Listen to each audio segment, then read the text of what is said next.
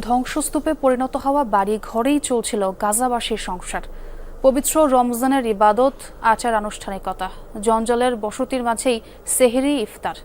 তবে মাত্র কয়েক সপ্তাহ স্থায়ী হলো স্বস্তিটুকু। আবারও জোরদার আগ্রাসন।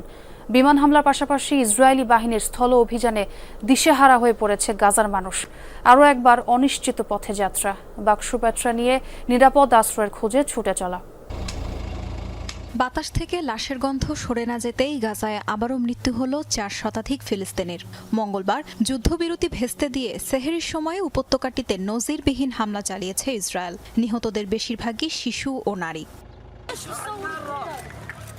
উত্তর ও দক্ষিণ গাজা দ্রুত খালি করতে বিমান থেকে লিফলেট ফেলেছে ইসরায়েল। প্রাণ ভয়ে যে যেভাবে পারছেন নিরাপদ আশ্রয়ের উদ্দেশ্যে ছুটে চলেছেন হাজারো ফিলিস্তিনি।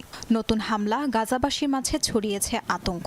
দুহাত তুলে বিচার চাইছেন সৃষ্টিকর্তার কাছে। আমরা কেবলই এক জায়গায় একটু থিতু হয়েছিলাম, নিজেদের নিরাপদ মনে করছিলাম। এক রাতেই আবার সবকিছু লন্ডভন্ড হয়ে গেল। আবারও ইসরায়েলি হামলা থেকে বাঁচতে বাড়ি ছেড়ে পালাতে হচ্ছে। এই রমজান মাসে আল্লাহ আমাদের কেমন পরীক্ষা নিচ্ছেন। আর কতদিন আমাদের এভাবে কাটবে? এই নিয়ে 10 বার নিজ বাড়ি ছেড়ে পালিয়ে যাচ্ছি। কোনো টাকা নেই আমাদের কাছে। রমজান মাসেও না খেয়ে রোজা রাখছি। ওরা কোনো রাস্তা, জমি, এমনকি কোনো গাছও অক্ষত রাখেনি।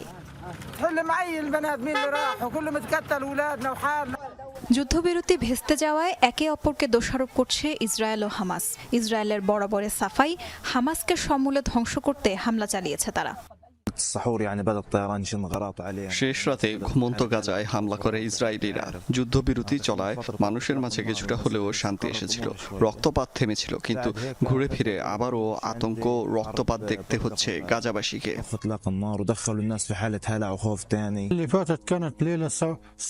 মঙ্গলবারের রাত সবচেয়ে ভয়ঙ্কর রাত ছিল। 15 মাসের মাঝে সবচেয়ে ভয়ানক ও বর্বর। ইসরায়েল তার সর্বশক্তি দিয়ে হামলা চালিয়েছে। আল্লাহ আমাদের সহায় হন।